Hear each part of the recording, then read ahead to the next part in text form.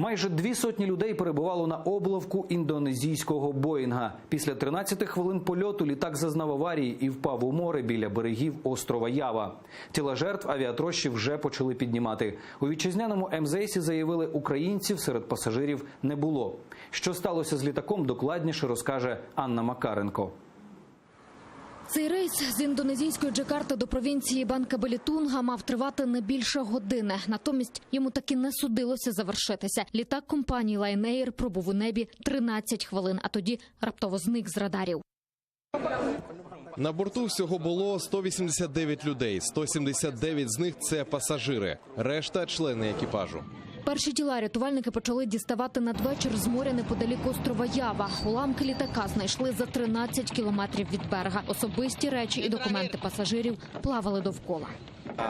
Щоб знайти бортовий самописець, ми використовуємо спеціальне обладнання, яке продукує хвилі частотою 390 кГц. При контакті з такими чорні скриньки починають дзвеніти. Коли ми визначимо радіус пошуків, відправимо туди дайверів. За кілька тисяч кілометрів від Джакарти в індійському Нью-Делі люди прийшли до домівки, де жив пілот лайнера. Його батько зараз в шоці. Він не може сказати і слова. Його мати і сестра навіть не виходять з кімнат. Їм дуже боляче.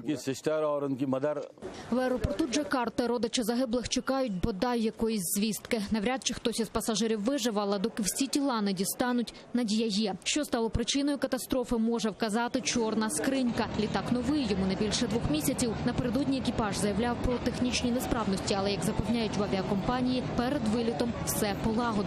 Анна Макаренко, Заман, АТР.